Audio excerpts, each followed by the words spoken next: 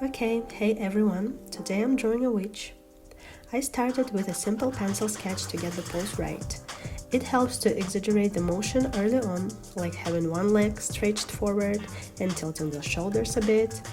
This really sells the feeling of movement, especially in still drawings. And then I went over it with colored pencils. The coat is one of my favorite parts. I used a bright coral red and layered in some soft peach and purple for depth. And later you will see that I added that yellow glow effect, kind of like she is leaving a magical train behind her. For her skirt, I went with cool blues and violets to balance all the warm tones up top. And you will see that I used cross-hatching here to suggest some texture and shadows. This way you can see the folds in the fabric just by changing the pressure and direction of your strokes. It's one of the easiest ways to show movement with cloth. For the outlines, I avoided black. Instead, I used darker shades of each color, like deep burgundy instead of black for the coat lines. This keeps the whole piece softer and more cohesive. If you outline everything in black, it can flatten your drawing, so try colored outlines for a more polished look. While I was drawing, I just wanted to draw a little independent, nerdy witch.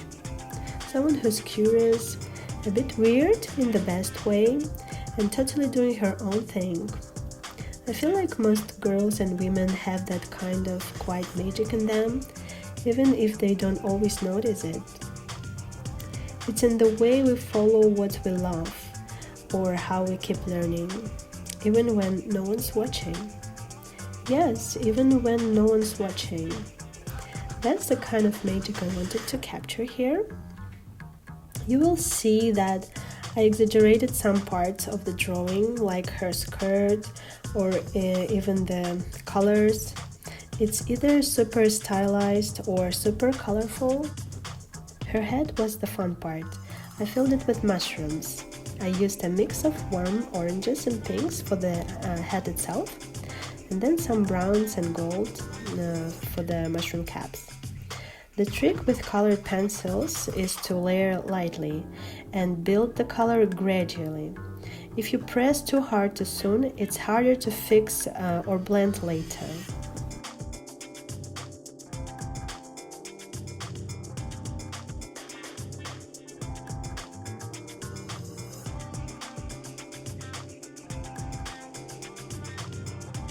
Yes, sometimes I'll show you the exact colors I used.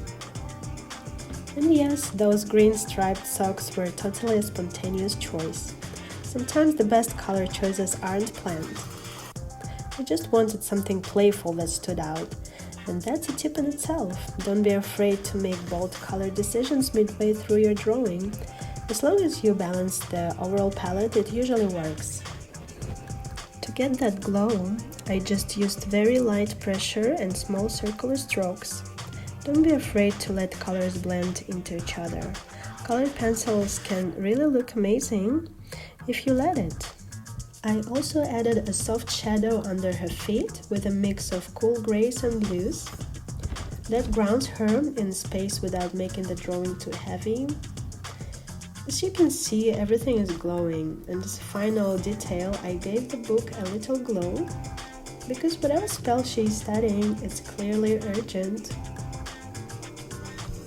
I'm drawing a witch, but not the broomstick kind. I wanted her to feel like she's on a mission, in a rush, maybe late for her own magical class.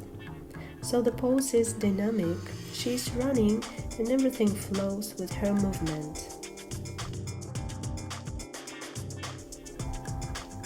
Okay, thanks for drawing with me today. I hope this inspired you to try something a little weird, a little fun, maybe your own version of a witch. She doesn't have to wear black or cast spells. Sometimes just running with a book and the fiery coat is enough. See you next time!